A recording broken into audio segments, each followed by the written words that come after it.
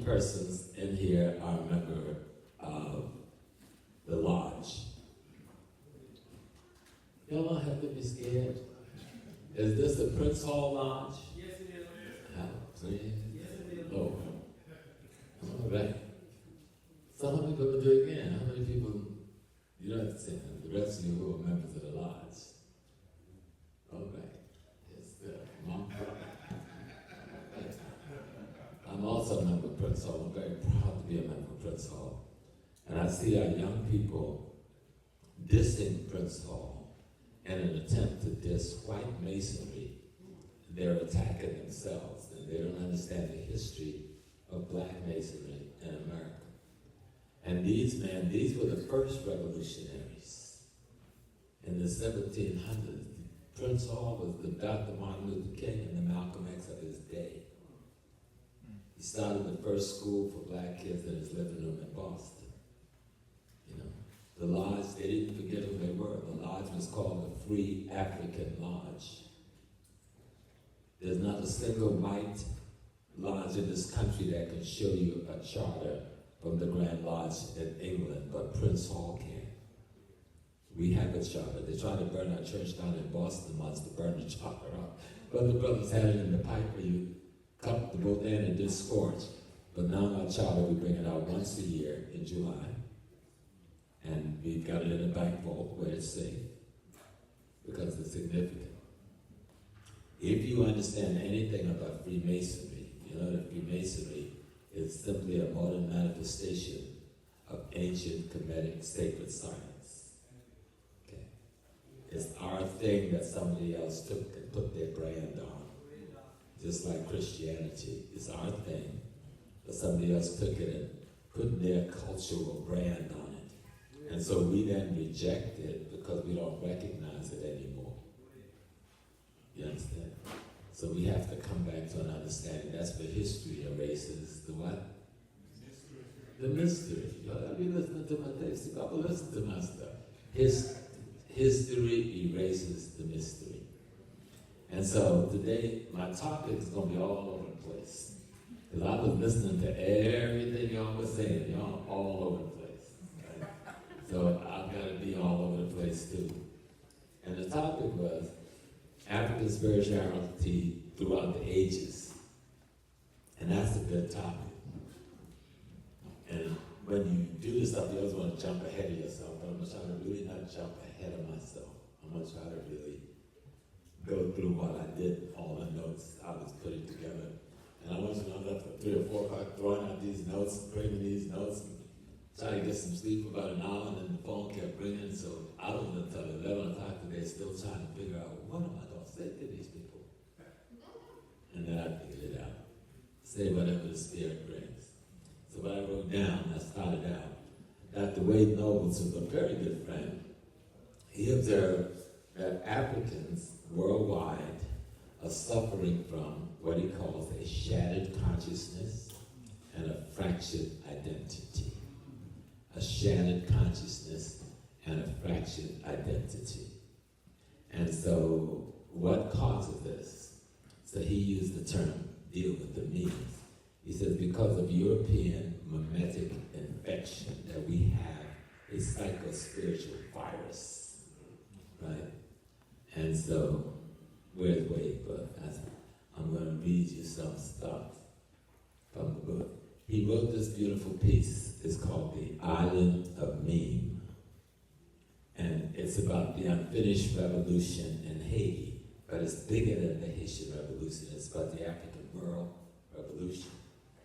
And he went down to Haiti during the period of the earthquake, him and a group of other black psychiatrists to see how they could help our people. And he came back and he wrote this beautiful book. So I said I was going to read, I'm not going to read too much, but I'm going to read some stuff. And I think that was page 53.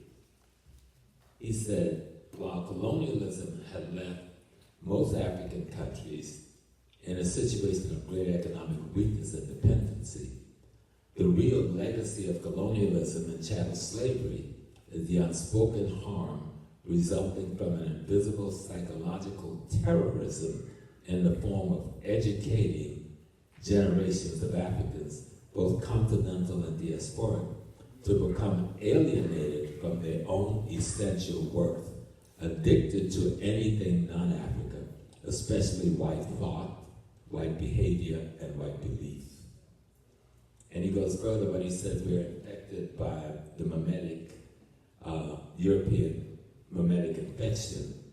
He describes what the meme is, because when I first saw this word meme, and I'm not too educated, I kept saying, meme, what does he mean by meme? But he said, okay, the meme itself is defined as a unit of information residing in the brain. Its phenotypic effects are the external consequences of the mimetic information. Words, skills, behavior, etc., he suggests, are the outward and visible manifestation of the memes within the brain, which are transmitted between individuals via the sense organs. Memes use their possessors' communication and imitation skills in order to replicate themselves, and by influencing the world in which their possessor dwells, increase their chances of survival. It can, however, be argued that memes are more than just units of information residing in the brain. And what he's saying is that the white information that forms most of our consciousness really has more governing effect on us than we ever imagined. We think, even those of us who say, I'm black, and then you say define that, the only thing they can define black with is aesthetics. My clothes, my hair, my skin.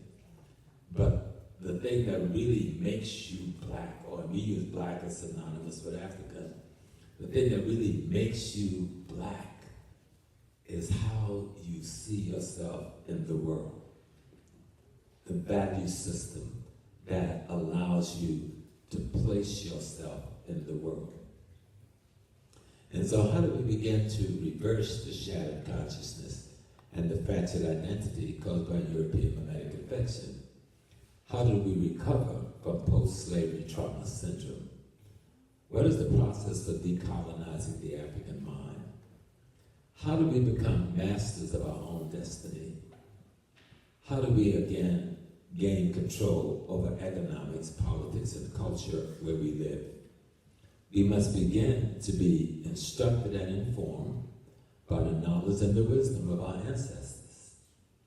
Learning knowledge and mastering your history will begin to erase the European mystery.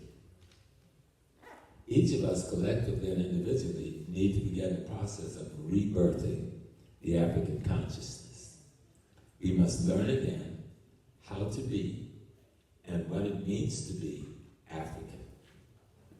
Stop believing in European lies, recognizing that you were conditioned to, to become something other than African. Recognize that you were conditioned to hate one another. We think, oh, well, we just got problem, we don't get along. It's deeper than we don't get along. There's something else somebody's been doing to you for a long time.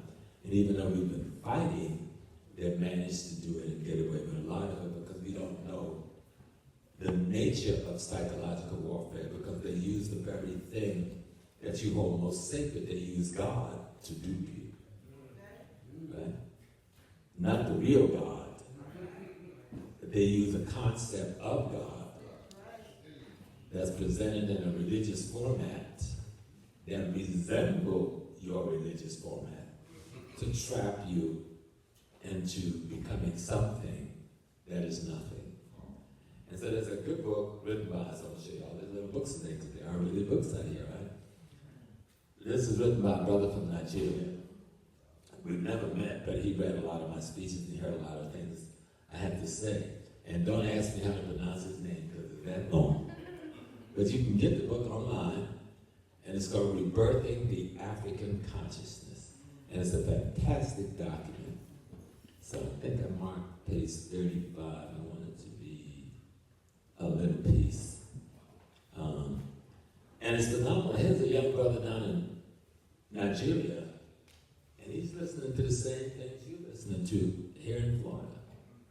And then he responds to all the things he's heard from Dr. Van, Dr. Clark, Dr. Jeffries, Dr. Hilliard, myself, and others, with this beautiful document that he called Rebirthing African Consciousness. And I'm going to him because for years, I get tired of hearing people say African is not an African word. That's a lie. African is an African word. And now they try to put it on Dr. Ben because he's going to say, oh, it's a Kibulan. Maybe somebody calls some space a Kibulan. But in Kibulan is not the name of the continent of Africa. Because the continent of Africa, before being called Africa, didn't have a name for itself. It didn't need one. Because we didn't see boundaries in that same way. You understand? But I want to read this because people play a lot with this word, and it's important. We need to do some history. So he's talking about this Africanus title, because everybody likes to talk about Leo Africanus. Well, Leo Africanus was born centuries after the word African was being used, right? Julius Caesar, he said, was called Julius Caesar Germanicus because of his military success in Germany.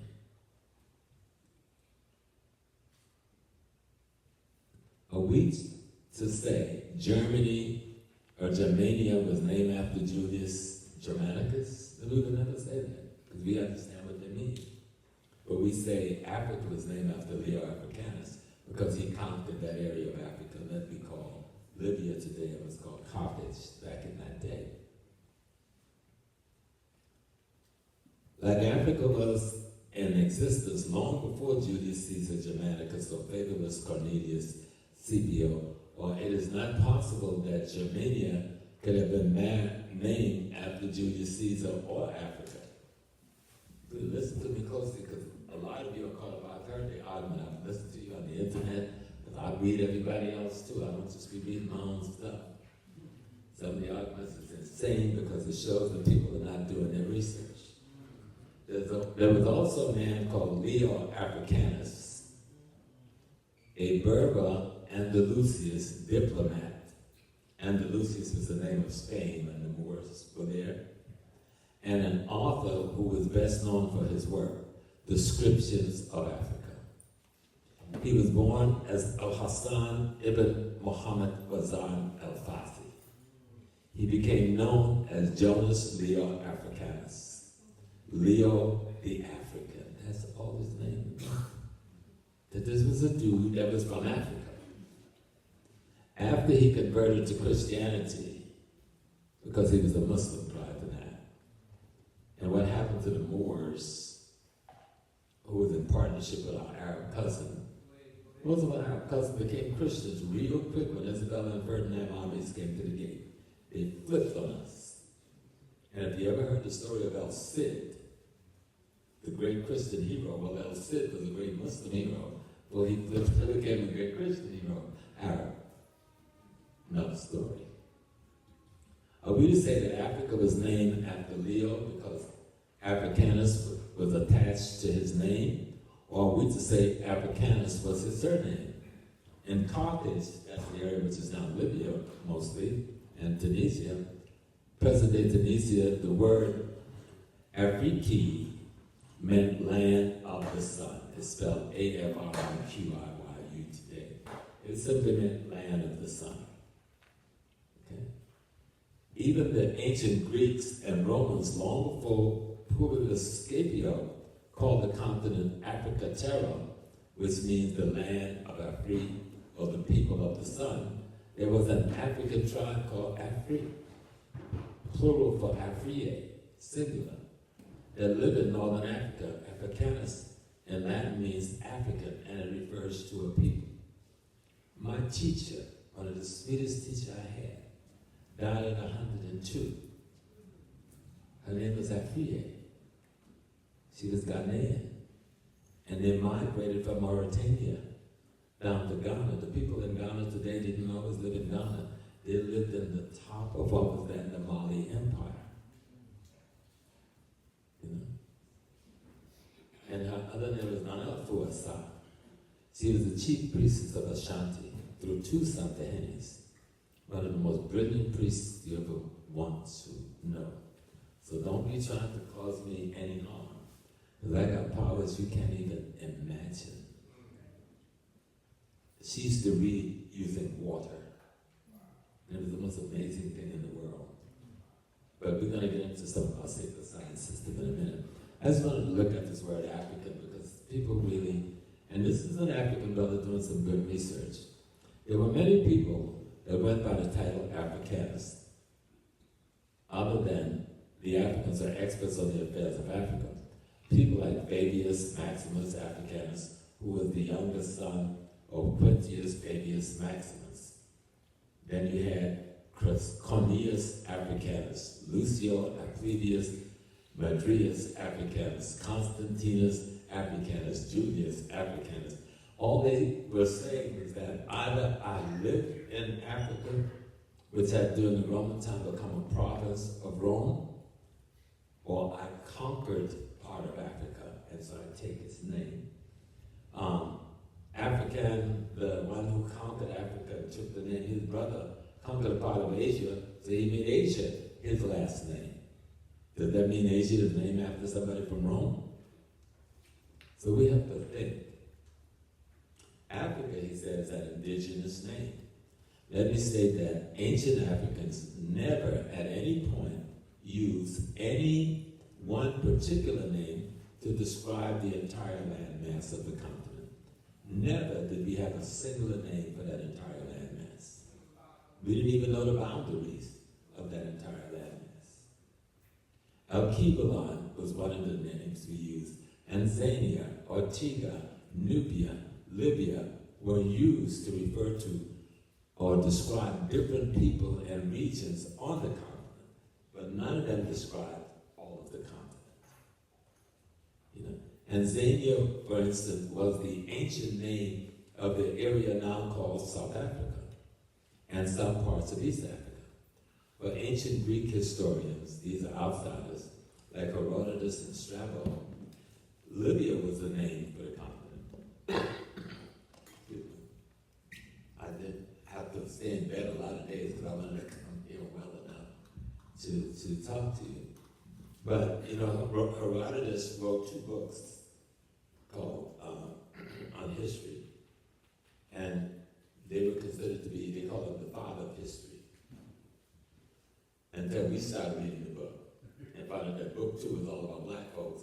And it's all, well, he ain't father of history no more. But Herodotus in his history tells how Greece got everything that it got from the Africans. And then there was another great book called The Odyssey and the Iliad. How many persons have ever read The Odyssey and the Iliad? That's good. The Odyssey and the Iliad was done by Homer, and they used to say that was the first book in the world.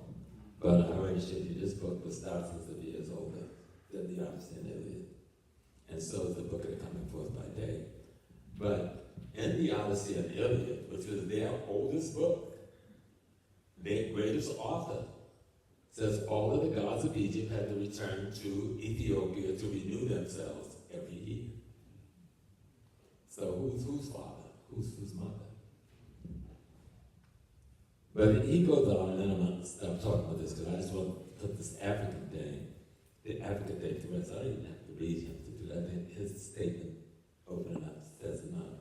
The people of the continent of Africa didn't name ourselves that way. The way they named things was based on quality and attributes that they found in the ecology and the people. So the other thing they didn't do, they didn't own God's world. See, if you name something, it means you know the boundaries of the thing, and if you know the boundaries of the thing, then usually you can control the thing. So people didn't name things like that. If you study African language and you look at their words for person, people, place, or thing, you'll find the etymology of all those words would have their name for God either in the prefix or the suffix. So they were saying God is in every and all things. And that's how they name things. But I'm going to go further into that. But I just want us to realize that we, and I'm going to come to the foundation of Black America, and that's what I want to work to this point. There's a silly argument going around on the internet by silly people who are afraid to fight for freedom. So you want to divorce yourself from the freedom-fighting people or the people who need to fight for freedom. Then I ain't no African, and I ain't come from Africa. I've been here. Like we used to say down south, I've been here since Binyard Banyanda. But even if you've been here since Binyard Banyanda, you came from somewhere to get here. And everybody, white, black, Asian, red, we all came from Africa. Everybody came from Africa. There was a Chinese scientist, and I thought I brought his documents with me. He was really looking at Peking Man, and he was trying to show that Peking Man was the first man. And then he found out that in all of the Asian samples, there was the African genome, that everybody came from Africa. We move up to Asia, we move up to India, we move up to Australia, we move to Vietnam, we move to Cambodia, we moved to New Guinea, we moved to New Caledonia, we moved to Australia. We went everywhere in the world. We went to South America, we went to Central America. So why not North America? How are we going to go every place in the world but not North America? Right? We were everywhere before anybody else were anywhere. There's only one race in the world. It's African. Everybody else is a aspect of that gene depreciation or appreciation, depending on how you look at it. Most real scientists and historians or religious leaders knew these things. We sit in a temple here today of Freemasons. And I gotta be careful. Because I'm always like, small you ain't supposed to give away no secret and all of that stuff. What secret are you talking about? I'm not supposed to give away. But the whole thing is about how to be human. To be African is to be human. Okay? And what secret societies, the ones we are a part of, that was formulated by Europeans, is trying to figure out how they could be humans with the knowledge of black people. But we were under their domination, so we had to take those same organizations to try to survive, to get out from under their knee. And so we have to be very cognizant of the fact that we are not Europeans. And I don't mean Europeans genetically. Because some of us got people in our family, if you see some members of my wife's family, you're like, yo, they look like any white people you want to ever want to see anywhere in the world. But don't tell them that, because they know they're Africans. So it is not about pigmentation aesthetics. That's only a small part of what this is about. It's about its consciousness. A consciousness that is formed through an understanding of cosmology and ecology. So that's why we had my brother Carter G. Woodson, the father of Black History Month, starting with Black History Week. He said, when you control a man's thinking, you do not have to worry about his actions. He will find his proper place and will stay in it. You do not need to send him to the back door. He will go without being told. In fact, if there is no back door, he will protest until one is made for his use. His education demands it. And then you have a Big Daddy, who's one of my teachers, Dr. John Henry Clark, and he's talking about history, because I wasn't talking about history, race, and mystery. He said history is the clock that people use to tell their time of day. It is a compass they use to find themselves on the map of humanity's geography. It tells them where they are and what they are. We take history too lightly. I like to refer to history as the instructions and the information coming from your ancestry. But when you find what ancestry really is, you'll see how foolish we've been made to become. Dr. Wade Noble says, I've been taught that people without an accurate and appropriate knowledge of their history suffer from shattered consciousness and fractured identity.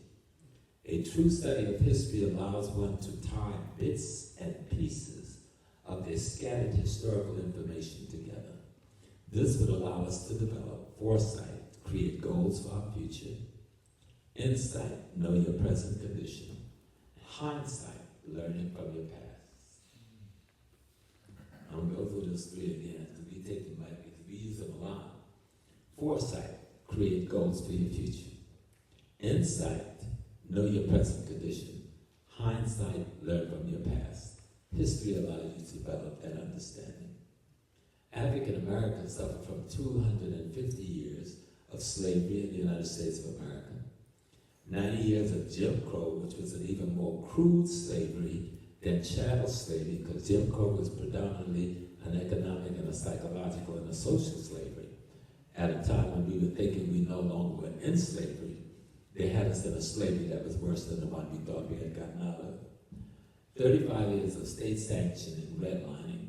You know, redlining was when we were caught with the economic system in America by the banking system that said if you live in this territory, we're going to put a line right here. Anybody live behind that red line, we don't make loans to them. We don't help them to get mortgages. But this other group on this side of the red line, we will give loans to them. We will help them to get mortgages. And so that intergenerational transmission of wealth never happened in our community the way it could have happened and the way it happened in the white community. And through all of these years, the African American endured centuries of rape, murder, social, cultural, political, and economic genocide. And yet, like beautiful Sister Maya says, and yet we rise, despite all of that. Here we are, still trying to figure out how to get out of this mess.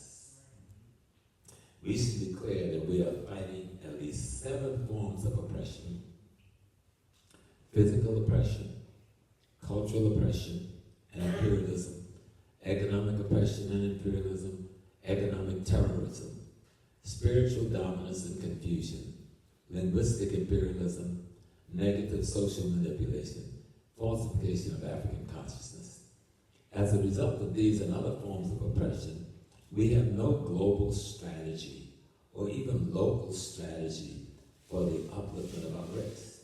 We have no collective aim, no structures of socializing the masses of our children towards African consciousness, no structures for communicating the bodies of knowledge left to us by our ancestors for our racial survival. And we have an enormous body of knowledge. No one has the body of knowledge that we have, but we haven't been able to put it together, but we got it. African, and what we mean by African we mean the original human on planet Earth. Earth, parent, people. Let me say that again. By African we mean the original human on planet Earth. Earth's parent people. Africans, the first and only human creation to evolve from what we call God the divine, or being having his human experience. Africans, properly said, is God having a human experience. All other human groups are but mutations of the African gene pool. Genes, when we talk about the genes, the DNA of God the divine itself. Ancestors are your pedigree. You learn your pedigree from your history. God is your original ancestor. A people define themselves by referring to their origin. We are the best of our ancestors' genes. We are the latest version of our ancestors. We are the highest tech version of our ancestors. Our children are the best of our genes, the latest version, and the highest tech model. And when we are clear on this, we produce something called consciousness, Consciousness is to be immediately aware of, while mentally recognizing, to some degree and extent, one's own inner feeling and thought or their objective preferences. Consciousness to be mentally alert, well aware of some object, impression, or truth. Consciousness, the power of self-knowledge and internal perception. Consciousness, the product of direct and convincing knowledge, whether of external or internal object. And so the primary motivation of a conscious person would be organizing the family. And the primary thing that motivates the need for organizing the family is the acquisition of food, clothing, shelter, and security. I don't care whatever else y'all in here do. I don't care what kind of jobs you got. You're doing it because you want to provide yourself with some food, because you got to eat. Provide yourself with some shelter, especially in this climate, some clothing, and some security. But we behave without even thinking or talking about those 5 things. Our motivation, getting out of bed in the morning, going to work in the morning, I got to provide some food, clothing, shelter, security for myself and my family. Everything else comes after that inspiration. A family is the primary building block of a nation. Individuals unite to form families. Y'all call it love, but we're going to talk about that later. Because some of us didn't love, they ain't love at all. Families unite to form neighborhoods. Neighborhoods unite to form communities. And communities unite to form nations. Let's go back over that again. Individuals unite to form families. Families unite to form neighborhoods. Neighborhoods unite to form communities. And communities unite to form nations. The 6th building block of any nation is the individual, the family, the ethnic group, the neighborhood, community, and nation state or kingdom. The 3 primary areas in which one must organize, and we've been failing at it poorly for the last 40, 50 years. Those 3 primary areas which the people must organize is culture, economics, and politics. Culture, economics, and politics. Sometimes that's an economic, politics, and culture. Economics is exploiting the wealth in the ecology you find yourself in. That's where the word eco comes from, ecology. So depending on where you live, the wealth may be oil, the wealth may be gold, the wealth may be agriculture, the wealth may be husbandry. But if you live in the urban world, the wealth is real estate, the wealth is retail businesses, the wealth is wholesale businesses, the wealth is controlling tax revenues returned to your community. And so, when we talk about politics, we think politics is getting elected to office and going to big dinners and looking cute and hanging out with the big shots. But your politics or your polity should be the thing that is created to manage your economics. It's your politics that manages your wealth and determine the distribution of that wealth. So if you go in and run for political office and you think your job is only to hang out at all the parties, be with all the big boys, make a little speech in Congress, and you don't understand why you ran for office or why you're a politician. Your politics manages your economic and determines the distribution of the wealth therein. And so we can see most of our politicians don't know why they're politicians. Don't know why they're in politics. Culture is your education system that has at its core, your spiritual system. Culture gives the ethical and moral premise for your politics to determine the distribution of your wealth. Yoruba history and culture, and I use this because this is my professor, Professor Akinjo, one of the most brilliant men I've ever met. And he's talking about culture. He said, in actual fact, culture consists of all the items in the life of a group of human beings, which make them to feel belonging to one another and distinct from any other group around them.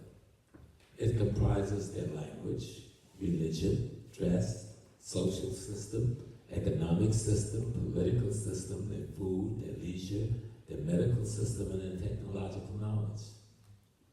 Akinjobo further states that culture is not static, it is dynamic. Certain items that are no longer useful at a particular period in a particular culture can be discarded, and are usually discarded in favor of a new item that would suit the circumstances of the people and of the time. We did that very well when we first came to America. Something happened after the First World War. We seem to have forgotten how to be innovative and how we deal with culture. And one of the ways we did it well is the Black church, which I'm going to come to much later. The Black church has done great harm to Black people. But the Black church has also done some of the greatest good for Black people. But we have to look at the time that this was done to understand what to learn from and when to learn from it, and how we can use those things today. So we're going to get into area of talking about this thing called God. And so God, the thing we call God, expresses itself in this world through 7 kingdoms. The mineral kingdom, the vegetable kingdom, these are my kingdoms, right? The animal kingdom, the human kingdom, the insects kingdom, the fowl or bird kingdom, and the marine kingdom. So when we think of God, people will say, I'm praying to God, God gonna do this here, and God gonna do this here, and God gonna do so and so. God ain't gonna do nothing. Because the only way God do things is through you. You are the hands of God. You are the voice of God. God does not exist except as you. And if anybody in here could show me anything they've ever seen come from any God that didn't come from themselves or someone around them, I will kiss your feet for as long as you want me to do it. No, I don't want y'all to say, I like it. So, you know what I'm saying? But I want to make a point, because this is important, because this is where they got us in the lie. This thing about God. And so I was writing another paper and I came across this. I referred to that and said, your ancestors are your pedigree. You learn your pedigree from your ancestry. And people define themselves by referring to their origin. And we need to really get serious about that. What is our origin? What is our origin? We must be willing to seek awareness. We must be willing to learn to change. We must be transformed by positive change. We must be reborn as African human beings. We must seek and acquire knowledge. Knowledge changes your mind, someone said. Knowledge changes what you know. Knowledge changes what you do. Knowledge changes your world. And I think it was Laurel Say, and I used to like Laurel Say. Anyone know who Mr. Laurel Say was? Myth or reality? Laurel Say? Who was Rose up out of Jacksonville? That's the book of the Tao. The book of the way. And I'll say in the book of the Tao that knowledge teaches you to learn. Knowledge teaches you to learn. And the culture of people is your primary education system. So my further definition of culture, training, improvement, refinement of the mind, morals, to taste. To develop or grow, culture is the tool that gives the people their shared definition of reality, their sense of order and maintenance of group integrity. Culture is the training and development of the mind. Culture is the refinement of taste and manners acquired by such training. Culture also involves the social religious structure that produces the intellectual and artistic manifestation that characterizes a society. Culture is responsible for rearing, cultivating, in a prepared manner, in a prepared medium, the next generation. Culture maintains the group historical consciousness. Culture is the education of the spiritual system, i.e., the socializing instrument determining our values, interests, and principles.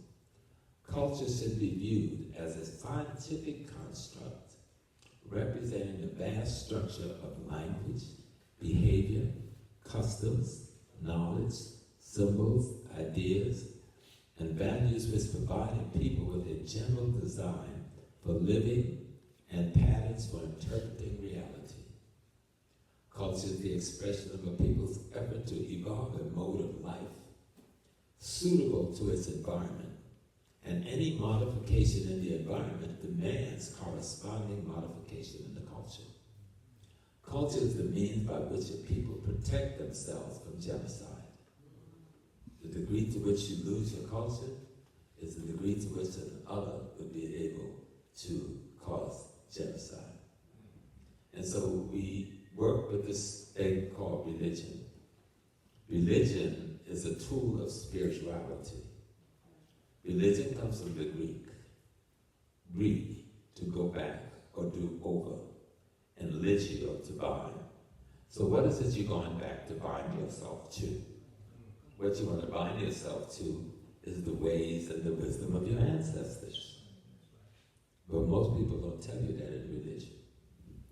Religion means to bind back. A religious system should bind a people or a person back to the wisdom, the worldview or culture of their ancestors that should bring about a belief binding the spiritual nature of a person or group to a supernatural or divine being, as evolving a feeling of dependence and responsibility, together with a feeling and practice which naturally flows from such a belief. Religion includes worship or the reverence of the human spirit for divine seeking outward expression. Now listen, I didn't say the divine coming from out. Divine seeking outward expression. Meaning you have to understand that the divine is within. And so when we go to school to get so-called educated, what we're going to school for is to get tooled and trained in how to bring the divine in you out. When you invent something, that's the divinity in you brought out. When you achieve something against any odds, that's the divinity that gives you the courage to meet those challenges. You are going to school to get the tooling to bring something inside out. The very word educate that makes it the word education means to bring something inside out, not to take something outside and put it in. And that's the mistake of the West. They think they're going to teach you something. They're going to put something in you. No, education is supposed to teach you how to bring the God that you were born with out of you. So African spirituality as your daily reality, as the sum total of our understanding of cosmology and ecology and our relationships to them. Spirituality is reality. It is being conscious of the moment you're living in, being guided by the wisdom of our collective ancestors and the divine laws of nature. Spirituality is a systematic understanding of our relationship to the Creator and creation, deriving from our ancestors' observation, examination, contemplation, and the study of the universe, their immediate environment and ecology. Spirituality occurs when one is conscious of the immediate reality and is actively involved in it. Spirituality is the resulting condition, habits, practice, principles, concepts, ideas, and rituals that inform the culture that instructs the societies Africans built. This body of knowledge is derived from being instructed and informed by our ancestors and the divine laws of nature. It is, of course, God, the Creator and creation itself, that are our original and primary ancestors. Thus, we are always aware of the fact that we are having this human experience. We are but expressions of aspects of the divine essence, having this human experience. We must know that we are spirits in transition. The great light, the divine, brought out of itself smaller lights. It is only through constant replication that the great light, the divine, continues to exist and know that it exists. Each small light represented an aspect of the personality of the essence of the great light, the divine. Yes, we are all expressions and aspects of the divine having the human experience. An ancient African proverb went like this: men and women are to become God-like through a life of virtue and the cultivation of the spirit through the scientific knowledge, practice, and bodily discipline. Africans see God as a totality of creation, that is every and all things at once. The Ewe people of Togo call this Sobelisa, or Voodoo Dazi, the essence of God in man. And that word voodoo comes from the Fan language and the Ewe language, and it simply means the essence of God in things. That we are but expressions of aspects of the divine essence having the human experience. And so when we get clear on that, and we really truly understand that, we'll deal with religion quite differently. Quite differently. And so we look to try and be free by imitating the very thing that has made us slaves. So if you do that, you're simply going to continue making yourselves slaves. In order to be free, you must return to the way of the ancestors, which was the way of the universe, cosmology and ecology. How can anything die if it ever lives? Everybody in this, anybody in this room? Oh, yeah, there's one, so I won't break it down. I was going to break it down for the elders, y'all in? I was going to break it down for the elders, how we came into being. But I'm going to find a better way to say it, I don't want to get the youngsters confused. Each one of us had a mother and a father. Anybody here didn't have a mother and a father? Each one of us had a mother and a father. That mother and a father came together physically, and one contributed an egg, and one contributed what we call a sperm. One contributed the source of the matter continuum, along with energy, and the other contributed pure energy. We are nothing but energy and matter. In that design, the matter houses the energy, but the energy also houses the matter. So when your mother and father gave birth to you, they gave birth to themselves. And this piece you gotta really get if you're gonna understand anything about spirituality. All the other stuff is just to make you try to figure out how to follow me when I decide to go where I'm gonna go. Okay? If your mother and father gave birth to themselves when they give birth to you, then what does that say? That they will not stop existing when they're dead, because you are they going forward. Do you understand that? Yes. So Bubba was over here pouring libations to the ancestors, and all y'all was looking in the cemetery someplace. You are the ancestors. They're not in a cemetery. They recreated themselves for themselves before they disposed of their other stuff. That's African culture. That's African theocracy. And so your culture was supposed to instruct you and inform you to stay consistent with that body of understanding. But when somebody take away your teaching tool, which is your culture, you get confused in how you interpret your reality to yourself. Your mother and father had 4 parents between them, your grandparents, who when they gave birth to your mother and father did what? Give birth to themselves. So then who are you? You are your grandparents. You are your great-grandparents. You are your great-great-grandparents. We could call it body shifts or whatever we want to call it. But they didn't go nowhere. But the solution of the matter that can no longer function in its environment to contain the energy that is really you So when we think of religion, if what I just said is true, and you can't prove that ain't true, because we know that is true. And when we recreate ourselves, we make that the most beautiful experience in the whole world. Don't be acting like that. You don't know damn well that's the most beautiful experience in the whole world when we get to recreating ourselves. Because we understand the importance of creation. Because you are the creator. Ain't no other force gonna come out here and do nothing. A mother was talking to me a little while earlier about her beautiful daughter and where she went to school, and her handsome and powerful son, where he went to school, and his success and achievements. But you created them. What we call God can only exist through you. See? God can only exist through you. And when you forget that, God stopped existing among you because you're not conscious of the fact that God should exist as you.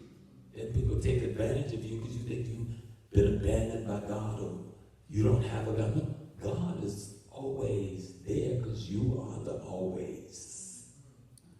But if you lose consciousness of that, then you disseminate into this division, racial divisions, cultural divisions, ethnic divisions, political divisions, for creature comfort desires. I want some nice taste of wine. I want to have sex with this one.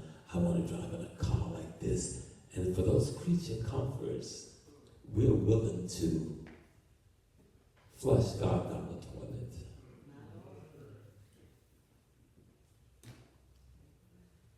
If you understand the African system that most of us use now, as we are trying to return to an African system, and it has its confusion and corruptions too. So I remember display myself. I'll be like a big dude in the tradition, right? So I'm a priest of Oya in the tradition of Yoruba, manifestation of the African system. There's no thing called Yoruba religion. Yoruba is a people who practice the authentic African religion, which is the religion of cosmology and ecology. Right? And we call that Ifa. Ifa is a system of divination based on 16 basics and 256 derivative figures that we call Odus, obtained by the manipulation of 16 palm knots, Ikan, or by the toss of a chain, the Opele, or 8 half-seed shells. And we see somebody there taking some shells and throwing them. Where's my shells? They're in my bag. We throwing out those shells. Well, how the hell can that make a difference about anything? But you got 16 shells that when you throw them, the configurations of upward, down, or sideways can be determined, which leads to thousands of possibilities. Right? But these 16 objects can be interpreted. And over the centuries, it was based on probability and statistics on how they fall. Oh, so this is the Opele. You got some brothers around there acting like they know something about the religion. These round piece represents the cowrie shell. And this priest who's trained, this would be an Ifa priest, a Babalawo. I'm not a Babalawo. I'm a Babalarisha. A Babalarisha is the priest of one of the Orishas, or multiple Orishas. Orisha is a force of nature or a force of cosmology that we've managed to interpret, to capture, and use in our daily lives. And so this is tossed.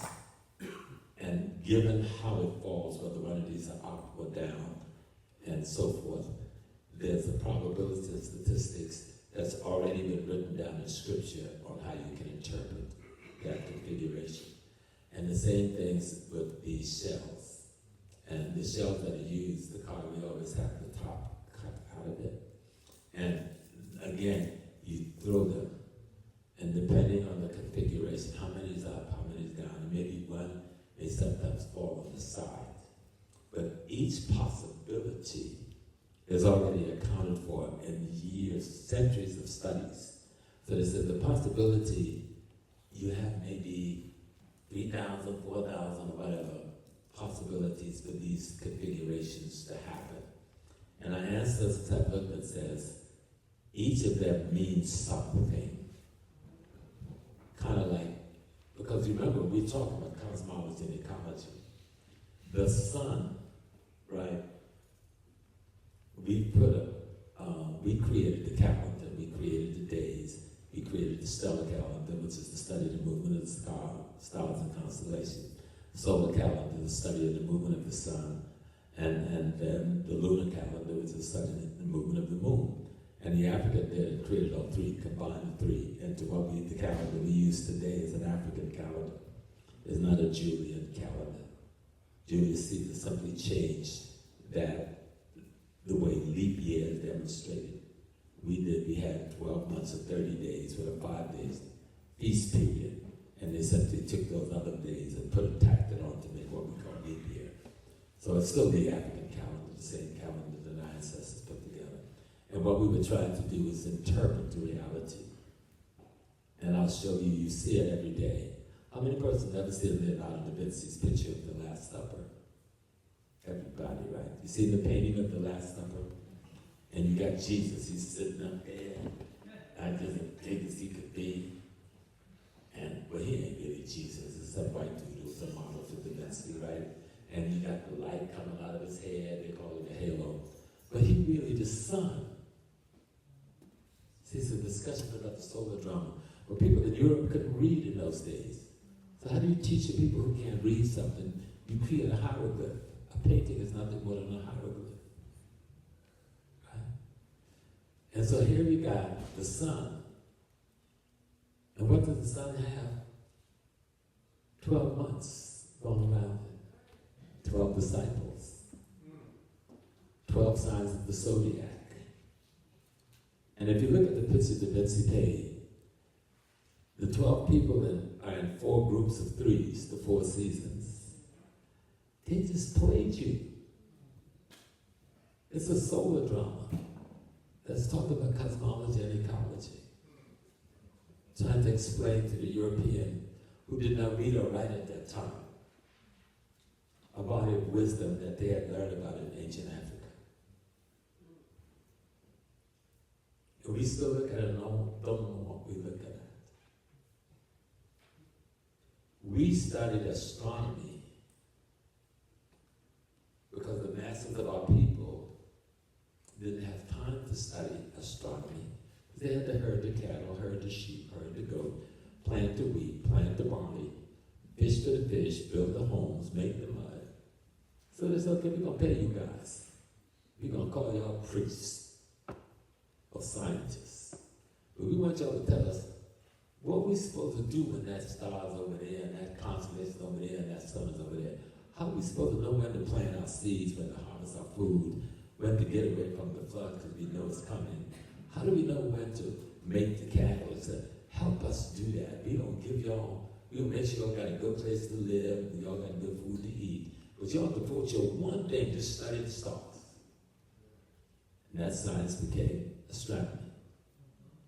But now you can't come and explain all of that to the mass. You can't explain astronomy to the sheep herder. You ain't got time to hear that. So you create what? Astrology as a method of explaining astronomy to the masses.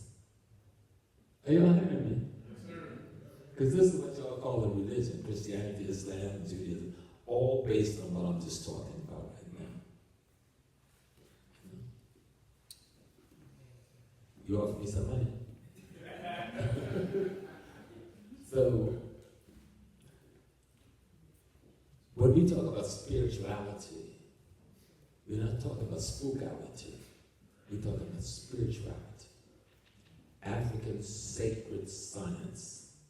What the European is calling science is our sacred science, except he took the sacred out of it once he conquered us. And I think Sister was talking about how we run away from science now, because Someone has, you know, the term throwing the baby out with the bathwater concept? That's what they forced us to do with the mimetic infection of our mind that I talked about earlier. But history will help you heal that. Knowledge and understanding will help you put that in another perspective. Down here in Jacksonville, there's no reason for there to be any poverty in the black community. You got some of the most educated black people in the world in this community. You have some of the wealthiest black people in Florida in this community. You have a history like no other city in Florida for black people in this community. But most of us don't even know the history of Jacksonville. How many of you have ever been to the Ritz Theater? At least a couple. Okay. And the Ritz is a new Ritz, thanks to Sister Carol Alexander, who's actually opening a museum today on America's Beach. She wanted to be here with us today, but she couldn't. But the old Ritz was like the Apollo in Harlem. This was the Harlem of the South. And other people saw what you had and came in and manipulated you and took it from you. Because you didn't realize what you had in your hands. And you didn't realize what you had in your hands because you don't know your culture. And the people say, oh, we lost our culture, we forgot our culture. That concept of mimetic infection, where someone put their ideas and concepts into your mind and you act on that, is what is causing us the problems. Because we didn't lose, our people never really forgot. That's why in the 1700s they named the Prince Hall Lodge was called the Free African Lodge. And our mother lodge today is still called the Free African Lodge. The AME Church was called the African Methodist Episcopal Church. The Baptist Church in South Carolina, Savannah, the First Baptist Church, was called the African Baptist Church. The political organization started by T. Thomas Ferguson and those women in 1892 was called the Afro-American League. Malcolm X didn't invent Afro-American. And you go all through our history and our organization, the Bible named Africa, Sudan, or Ethiopia. The Hebrew Israelite community was founded, they tried to say in the 1800s, no, it was founded in the mid-1800s. The Hebrew Israelite movement was founded before the Nation of Islam. And was founded before most black churches. But yet we reject those brothers and sisters because it's kind of alien to us because we are Christians for the most part. But yet their effort opened the door to many of the Christian communities that came into being after that. The Nation of Islam didn't drop out of the sky. There was a man before the Honorable Elijah Muhammad named Drew Ali, Noble Drew Ali. And he founded the Moorish Science Temple of America. But the Moorish Science Temple of America was a Muslim movement. It was an Islamic movement. It wasn't ever supposed to be a racial movement. Because there's no such thing as the racial movement. Moors is a European word for black people. No black people in North Africa used that word. And they didn't use the word Berbers or some other little cute word people that throw around. They call themselves Gudamas. Their ethnic name are the Gudamas and the Caramantes.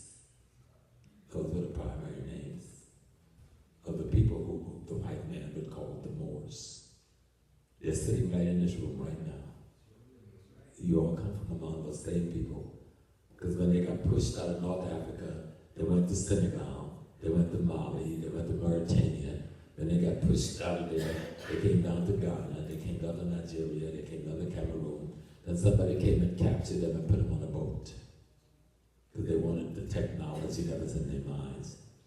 They saw us build all those other civilizations. And they now wanted us to build their civilizations. When the white man came to America, he knew why he came. And I'll tell you a backstory, and then I'll come and tell you what it is that he knew. I just like this beautiful young lady. Her name is Georgette. Oh, that girl was... And I'm serious, Georgette was just so beautiful a human being. And she, I many people have heard of Ophelia DeVore? Okay. She did what do you call it? They did cotillions every year. Would you believe I was a cotillion escort? Congo band, white denim jacket, all that haircut, right? Patent leather shoes. And we would escort the ladies onto the stage, you know, as they would go through their cotillions. And that's how I met Georgie. So one night, we were going to the cotillion, but, you know, I was a young, poor guy with money. I didn't have no money to get a tuxedo, so I'm sitting on the stoop and I'm lamenting to some of the other young guys. I really want to take Georgie into this cotillion, but I don't have the money. And so the two guys sitting in the car, they always sat there every day doing their little drinking and having fun and talking. They called me over to the car and said, "Get in." I said, "Well, I'm going." They said, "Get in the car, boy." So I got in the car. They took me to the Bronx. They rented me a tuxedo and shoes so I could go take Georgia to the prom, to the cotillion. And then the next week they told me, "Did you take those things back? Because you know you rented them." And so I would find out that these both brothers were Masons. They were Freemasons. But what they didn't know is I was an E-man, but I was a secret E-man. How many persons knew what mosque I was the E-man of? I was the E-man of the Muslim Mosque founded by Malcolm X upon his assassination. At age 21, I became the E-man of that mosque. So the thing was, how do we keep them alive? Don't let nobody know who the E-man is. So I became the secret E-man for a long time. But the two brothers didn't know that. So I came one day and I'm so happy to tell them, "I'm going to Mecca." This is 1973. And the brother said, "You going where?" I said, "I'm going to Mecca." And these two men who loved me and treated me really nice said, "Get away from me, get away from me." First I thought they were joking, but they were serious. And they got out of the car. They said, "What is wrong with you? Why would you leave Mecca to go to Mecca?" I did not have a clue what those men were talking about. So I went to Malcolm X's sister Ella. I said, "Sister Ella, here's what happened," because Ella was like a mother to me. And so she tried to explain. When the whites came here, this was not an aberration. This was not an accident. They came to build Mecca. Conceptually. Mecca don't mean a black stone. Mecca means prosperity. Right? They came to build, to replicate Kemet. The black stone in Mecca is called the what? The Ka and the Ba. In Kemet's sacred science, the Ka and the Ba is when the spirit and the soul comes together to make the divine. Allah or Ra. So they understood that we had a system of knowing reality scientifically, and they wanted to replicate that here in this new land that they had discovered. But they could not do this except doing what? I got to drop this on the bottom. They had to go get the master builders, male and female, and bring them over here to build this thing. Because we're the only one that had ever built a civilization. There's not a single civilization in Europe that you can point to. They're trying to point at the Greeks, but the Greeks said, "No, we copied Africa." So they can't really own that. So they needed somebody to come and create what we had created that they had destroyed with their greed and their armies in America. But we didn't know what we were creating. But they knew what they were creating. And they knew why they needed to bring us to create it. And we came and we created. And in our mystery system, they told what they do to the master builder. When the temple was done, they killed them. For the brothers who are here, I'm not going over our heads, so don't be disturbed. We have to understand who we are as a people. It isn't just our beautiful body shapes and our fancy dancing and culture and buildings of great temples. We knew how God to replicate the universe on earth. You understand? There's a prayer in Arabic. What's it? Bismillahirrahmanirrahim. Kuhu Allahu Ahad. Allahu Samad. Walam yalid, walam yulid, walam yakun lahu kufuwan ahad. Allahu Akbar. Know that Allah is one. He begets none, nor is he begotten, and there's none like it unto Allah. But you go back to ancient Egypt and you go to the temple of Akhenaten, and he says the same prayer thousands of years earlier. O soul God, ye who have been given birth to by none, and who have not given birth to anyone, only you, Ra, exist, and I am your servant. And you can go through all of the holy books. Every one of them tells you that God is inside of you. The Bible tells you that. The Torah tells you that. The Quran tells you that. The book of the pyramid text tells you that. What these ancient people was trying to do was interpret cosmology and ecology as a blueprint for how your character would be built. So that what we call truth, justice, harmony, balance, and reciprocity could reign in the environment. So spirituality isn't just some rituals. I know over here in New York, every time you turn around, everybody's ebo this and we ebo and we do too much damn ebo. But we don't find any problem. Then people have a problem with, oh, they're going to kill some chicken up in there. They're going to cut that chicken head off. Kentucky Fried cut off the head of a lot of chickens. Nobody tell Kentucky Fried they got to pray over the chickens. We cut the head off one chicken and pray over it.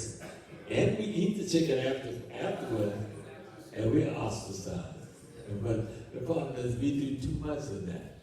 Just eat the chicken. Because the system that we are trying to find our way back to, you're not going to find your way back to it if you're trying to replicate what Europeans have done with Christianity. That's not African religion. Just wearing these beads don't make you to be an African religion. This one is called Eshu Legba. Right? What does that mean? How many people didn't know what Eshu Legba means? 1, 2, 3. So that's a shame. This one is the scary one. This is Shapana Babaluaye. And this one is about to lie. I wear all of 23 Orishas. I earned 23 Orishas. So I get used to when I hang out. Now what these are symbols of schools of thought. These are symbols of philosophical concepts and ideas that we managed to retain, but not being allowed to build an institution, a building where we could grow our knowledge. Our ancestors were smart enough to come up with a system using beads. Each of these represent what a church represents, what a mosque represents. These are philosophical schools of thoughts, of concepts and ideas and principles of an aspect of our astrotheology, because that would be the proper term to describe what we call African religion. You should call it astrotheology. Sister earlier was talking about astrophysics. I would recommend everybody to listen to the young brother. He ain't that young anymore, but I went to school with his father, Tyson, the Grand Tyson. Brilliant, brilliantest young brother. The Grand Tyson. Watch this man. Follow his line. He drops a lot of science that people may just be giggling at. But he drops the science. You are the universe. Everybody in here is a replica of the totality of all that is. How do you release that replica? How do you release the force and the power of that replica? That's what religion is supposed to do. To teach you how to bring the best of of the divine within you out to share with the rest of your environment. But if the teachers with the knowledge are corrupt in their moral ethics, you're going to get what we have today in the world. In this book, when Atum became aware of itself as being, it said Atum arose out of the primordial waters of Nun, the black waters. Now that black water didn't say water black, and that means black people, the black water, don't get caught up on that piece. It's something referring to unknowability. We don't know what was there before the concept we call Atum came into being. And Atum represents becoming conscious of your existing. And Atum says in the text, when I became aware that I existed, I hika meant, it means the word. I created out of me by word. I cough up shu. In ancient Kemet, we talk about the god shu, but he's talking about air. I spat out tefnut. He's talking about radiation. They gave birth to Geb. He's talking about the earth, matter. And they gave birth to, what's this guy? Shu? No. Shu Tefnut gives birth to Geb and Nut. And so they're talking about the stars. And it's a dissertation in quantum physics. It's a dissertation in quantum physics, that far back in history. In the pyramid text on the walls of the tombs. And then he goes on and says, until he creates a star, and he creates a set, and he creates Nephthys, and he creates Set. And then he says, having created everything my heart desired. This is the first God, the Etum, when consciousness became aware of itself as consciousness. He says, having created everything my heart desired, I, the Almighty, expanded in them all. I mean, God is in everything. Are you all with me? I know. Oh, yeah. We're here. This is too much to explain in 2 or 3 or 4 hours. I didn't try to put it in a packet, right? So people get a concept and an understanding. And so, being, and all of us know, how can we come together and have this intercourse and replicate ourselves? What's going on there? What is that? That is creation. You're the creator. Mm. But we're not taught that we are the creator. We thought that the creator is up there and we're down here, somewhere. But if you don't create, creation ends. It's done. How does the Ankh on your shirt symbolize the creation? I didn't allow you to ask me any questions. Really, people say it means life. It means more than life. It doesn't just mean life. It means like coming into being, to become.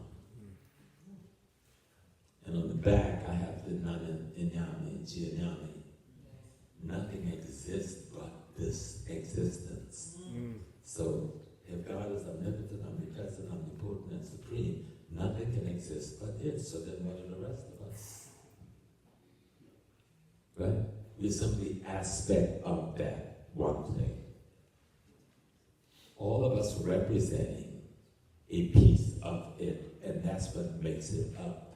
So what the Africans saw as the divine is the totality of everything, including us. And how the divine maintain itself is we are the aspects of it that constantly replicate and perfects itself. So when somebody corrupts our memory of our purpose through the mimetic infection, we put the whole universe in trouble and in jeopardy. There will not ever be any peace on the earth until black men and women restore the integrity of their own spiritual consciousness. Nobody, I don't care how many atomic bombs they have, how much money they have, how many scientific institutions they have, there will be no peace on this earth until we restore ourselves.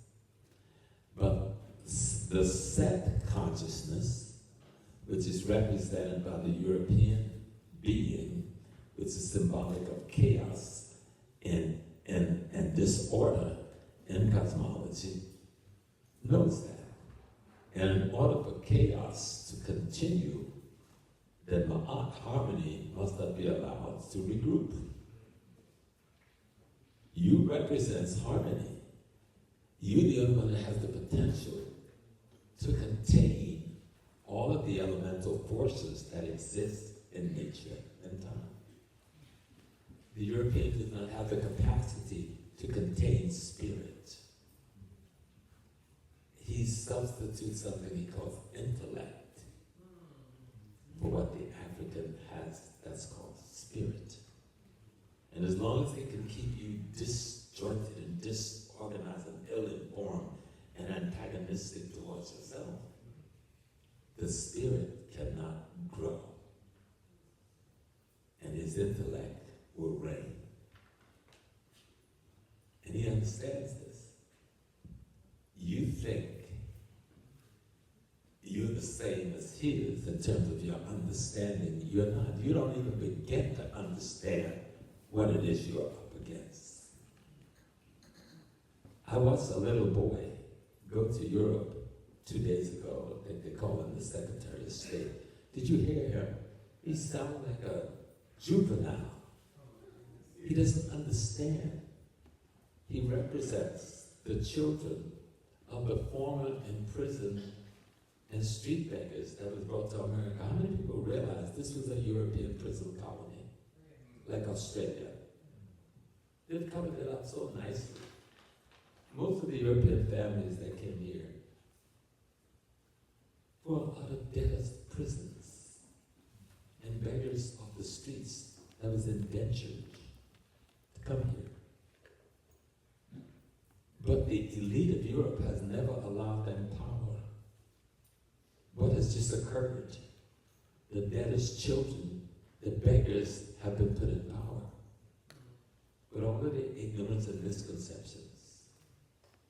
And I look at the little boy talking to the European leadership.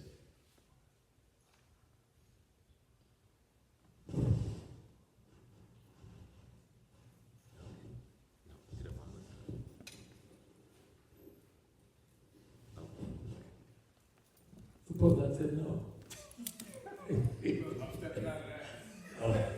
Yes, sir. My chair. Let me just do a quick summary for 5 minutes. Spirituality is being conscious and aware of your reality.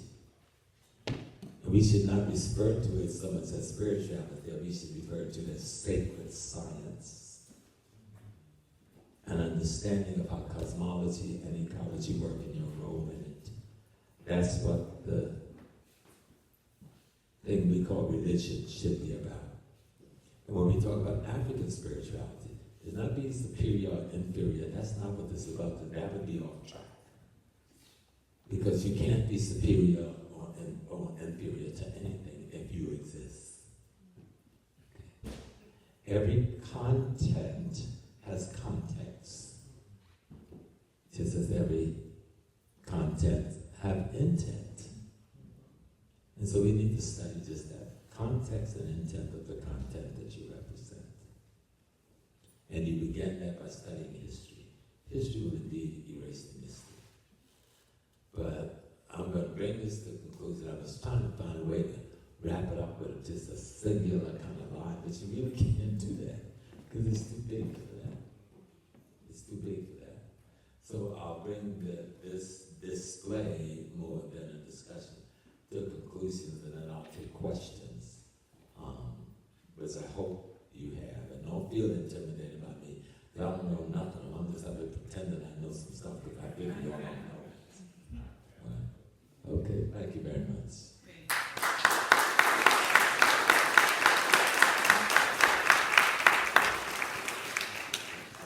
So, my brother Andre got a second mic, which is nice.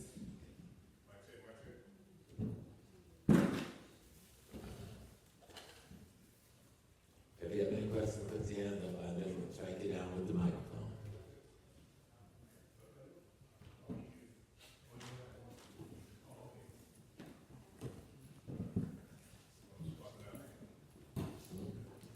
Yeah, because I thought we had two, but we only got this one now. Okay. All right, ladies and gentlemen. So, anybody got any questions for Professor Smalls? You do? Okay.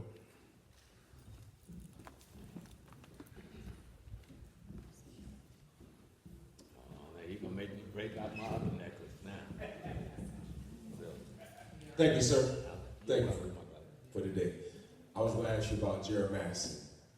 Jerry Massey, he had two students, Alvin Coonboy and there's another one.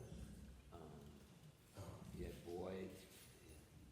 It was what he had another student that dealt with more like a mathematical piece with what he taught. I had those. I studied those. I wanted to ask what you thought about it. You recommended to anybody like the particular study at the time what you was going over with today. No, I would recommend that anything by Gerald Massey should be read. Right. Gerald Massey was one who studied Gerald Massey studied European. He was a European who studied chemistry very well. Did a lot of good research, and he was but as honest as any of the ancient European writers have been as regarding our wisdom system. I mean, he left a lot to be desired once you get in there. So that's why I'm going to put this necklace on now. You mean go to the basement, and I'm bringing up here and you all seeing now. Now, everybody got symbols, right? Symbols, for those who know what the symbols are, realize that the symbols suggest that you might know something about something. But he's talking about Massey and his students. You got the book of the Beginnings, which is an interesting, very powerful piece that you need to get. Alpha Boyd Kuhn. There's one other. Huh? Lost life, the scriptures. And right, but anything by Massey, anything by Boyd Kuhn would help you really get a good understanding of when there were some Europeans who was really looking for the truth, and they brought a lot of it forth.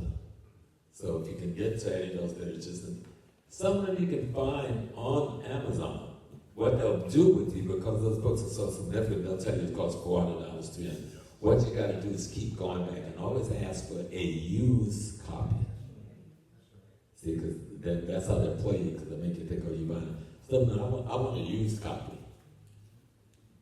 And you see the price drop down maybe from $200, $300 to $35, $40 if you keep going back and keep going back. But they don't want to share the information yet. By law, they can't deny the information because it's in the marketplace. But you've got to know it's there. Dr. Higgins, Which one is that? Dr. Higgins. Dr. Higgins. Oh, yeah. He was a bad dude, too. And he did a lot of linguistics. I was looking to see him. He put it in one of the lefties of Santi's books. But anyway, you're looking at Gerald Massey, you look at Dr. Higgins, you're looking at Boyd Kuhn. Any of those three authors is worth studying to really get a heavy foundation on chemistry. If you really want to get a true foundation on chemistry that's closer to you than you know, study the Bible and study the Torah and study the Quran, but do the etymology of the primary words. Right? Because that's how they hide it. They'll use a word that's not English, and you don't know what it means. You can go to the Quran and it says, you know, like this one out of the hymn, alhamdulillah, it says no secret things in Islam, but but that's a lie, because there's certain chapters that I have to open without that mean, without any definition of what those chapters are about. So everybody's trying to hide your truth, but I'm trying to make it simple. We're talking about understanding what is called quantum physics today. That's really what it is. It's understanding quantum physics, what they now call quantum physics. But quantum physics is simply a study of cosmology. What's going on out there? We are on a planet. People talk about outer space. We live in outer space. We are all aliens hanging out, spinning around, and wobbling, and doing some other things. And then we're sailing along in the Milky Way at thousands of miles an hour. We're not just turning and standing in one place. We're turning, we're wobbling, we're rotating, and we're sailing along all at one time at light year speeds. Now, what is happening to us in this process? Somebody has limited our mind to think that we are down here on some flat surface called Earth with no real relationship with nothing else in cosmology. We are a part of cosmology. And that's why we must master it, study it, and learn how it works. Every one of us represents a sun or Ra. And everyone that hears you represent an asset or a moon who reflects the light that you've given. And that same person who is the moon becomes the sun to somebody else. All right, who reflects the light they give. We are an imitation of the universe itself. But you need to study how it works, then you know how you should work. Any other questions? Don't be afraid. Questions is how you get stuff out. Don't be. Any other questions? Yep.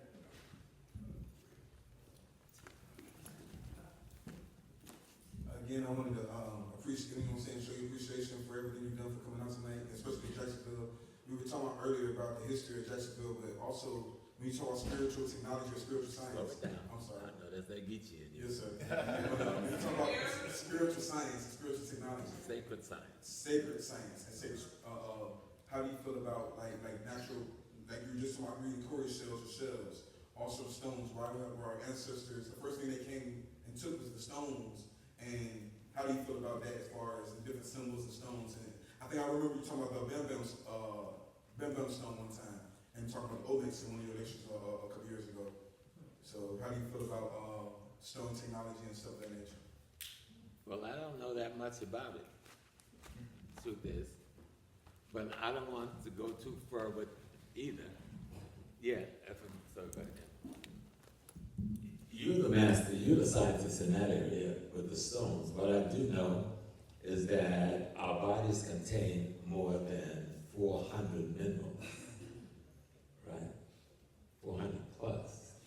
There isn't an element in existence where aspects of it is not part of what makes us up. We are made up of everything in the universe. You think my Zen wasn't having a conversation with your Zen when he was sitting up over here? And my iron and this brother's iron, they were just interacting all day. My manganese and your manganese, they talk to each other. Do you understand? We contain everything in the universe. And all of it communicates, but if you're unconscious of the communication, you can't control that interaction. That's what's called spiritual. When you can control it. How many martial artists in the room? 1, 2. So you know the one thing that they teach us in the early years is how to yield and survive. I mean, nobody want to go out there and get banged upside the head. You just understand, like, I don't really want to fight. I don't really want to conflict. I'm only here to protect the integrity of this institution that wants peace. Right? And the various systems, go. But people who are into the martial arts, the one thing they have to do is find that place in themselves where the peace resides. The temple in you. How do you find that place? Because that's what you're protecting. Because in the beginning, the priests would get beat up, misused, and abused, and somebody said, we don't have to do that. let's just imitate nature. So we'll imitate a tiger, we'll imitate a mantis, we'll imitate a cobra. We can learn how they defend themselves in nature, and we will then learn how to defend ourselves against those who would dare try to misuse the institutions that we represent. As teachers, we call them priests, but they probably didn't use that term priest, they used the term teacher. So all human beings should want to find a way to wake up that energy in you that allow you to guard the institutions that you are. It doesn't necessarily mean you have to be a fighter. And I put a picture on the internet the other day, I had my swords, right? Two of them in there had my red belt on. You know, I ain't earned no red belt. That's a ceremonial red belt. Now, I've been in the arts for 50 years, but the elders decided that you've been in this dojo long enough, we're going to give you a red belt, even though you ain't really. And I'm happy for that, because what it symbolizes was the continuity that me and the brothers have been into, and me teaching that history. This history, this coming together, this organization today, is an attempt to tell you here in Jacksonville that we can make anything happen for us economically, politically, and culturally if we come together. And because we come together, it don't mean that we all agree on the same things, the same way. We may even disagree on a lot of things, but if we just find the one thing we agree upon and make that a successful venture, we've accomplished a big goal. And once you're able to find out how to bring one successful agreement to shores, you'll figure out how to bring another one to shores. Because yes, all of us can be successful by ourselves. We can. And that's been the problem. When the enemy comes, he doesn't come at you by yourself. He comes at the group. And because we're all out here by ourselves, there's no group defense when any one of us is met with destruction from the outside. So we've got to come together, and we've got to do more of this. I know, sister, you had a question. You took the question back? No.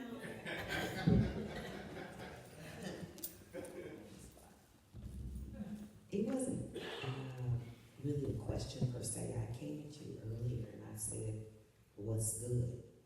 And you said, I heard the first part, but you didn't say anything after that. So I would say, based on what I've heard you here to say, is when I say, or anyone says what's good, it would be our history. Why? Because it dispels the mystery, or the secrets that are supposed to be hidden from us. Is that a good way to sum it up? Is that what you're saying?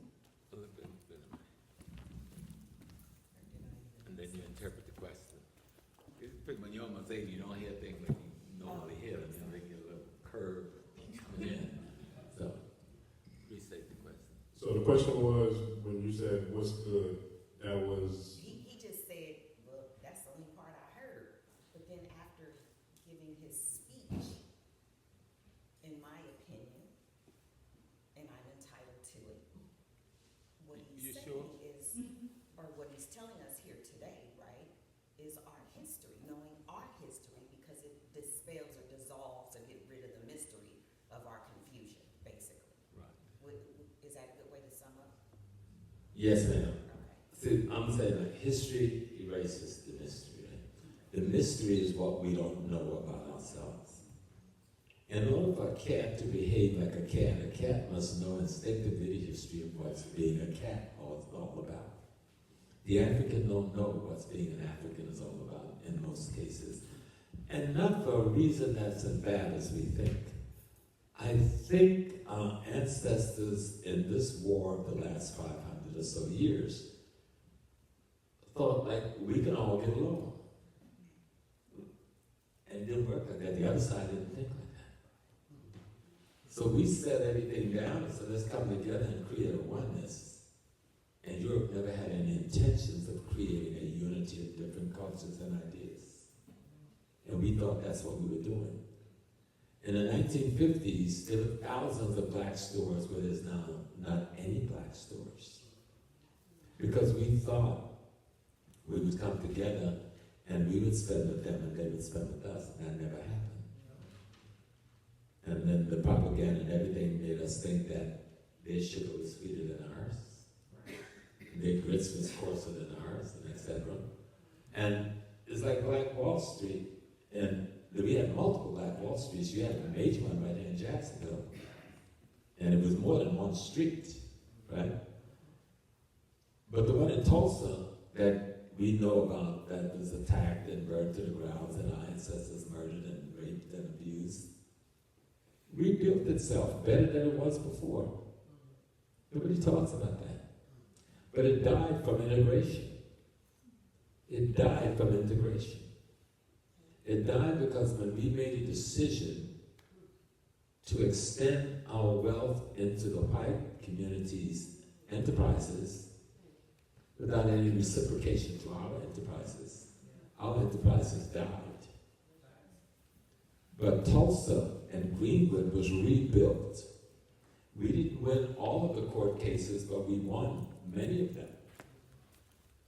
But after 1960, really 55, we began to die because the black money was moved away from the black banks to white banks. The black money was spent in white retail enterprises instead of black retail enterprises, and black retail enterprises slowly died. Along with other factors, the drugs that was introduced in our community, the organized criminal network, white organized criminal network used to do things that law enforcement couldn't legally do to destroy and murder and disable and disshuffle our communities. Right here in Jacksonville, they used it. You know they call it the mafia, but it wasn't just one ethnic group, it was multiple European ethnic groups that used that. They worked hand in hand with the police and the rest of the authorities. Nothing like that could exist as openly and as long as it existed, unless law enforcement was a part of that existing. Right? And all of those things destabilize us. And I remember when I opened my first bookstore, the first visit I got from some guys coming and told me I had to buy my fire extinguishers from them, and I had to sign a contract to have them redo it, put the gas in it every month. I don't need to do that, I'm going to do this myself. I said, no, you can't. Then they came by and told me that I can take my little bit of garbage from my bookstore and take it to the garbage at my house. It says, you've got to have a contract with us, and we will come by and pick up your garbage. And then they came back again.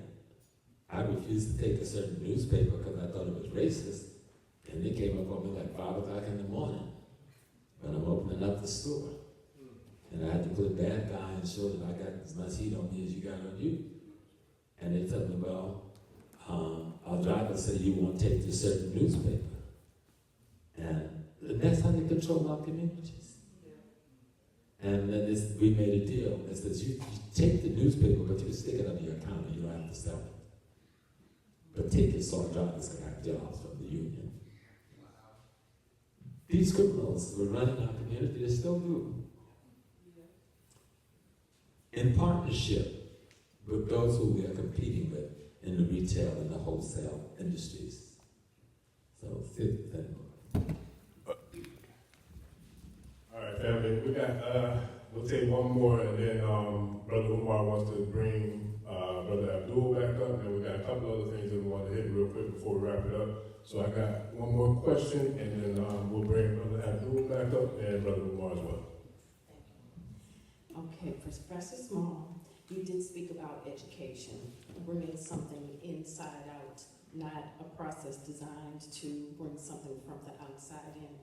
So as one educated to become a priest of Oya and serving as a priest of Oya, how do you feel that brought something very specific out of you? I knew you were sitting over there trying to figure out something.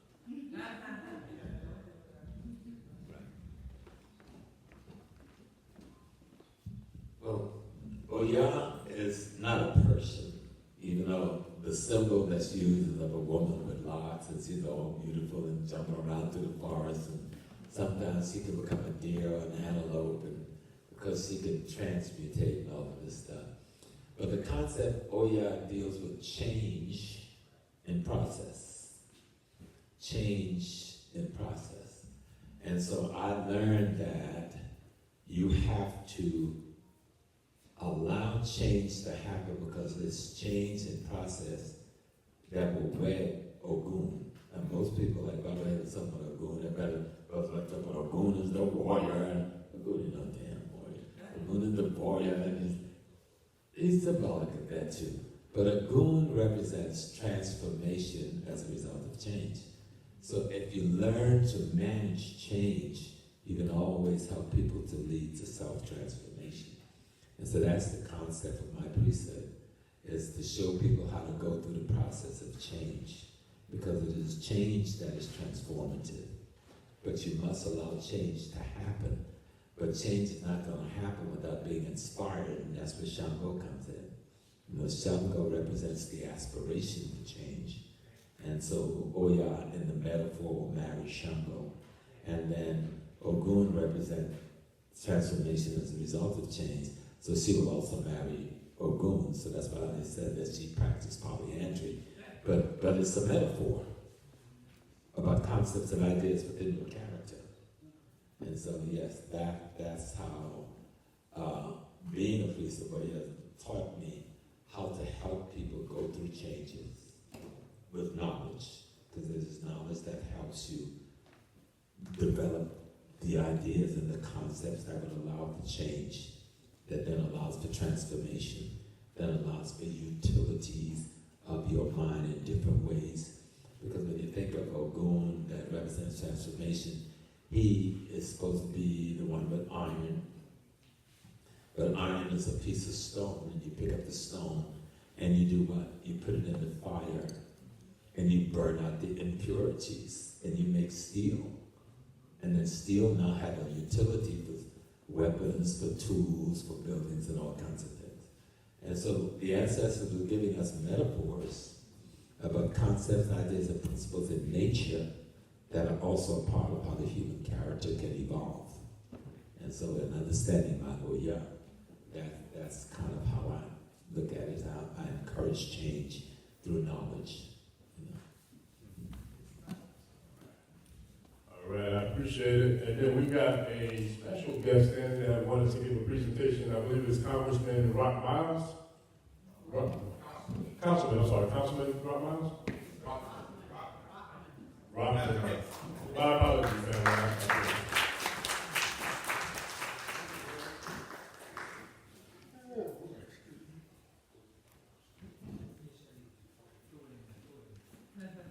Councilman, when you came walking in the door, I said, you look like a lodge, bro.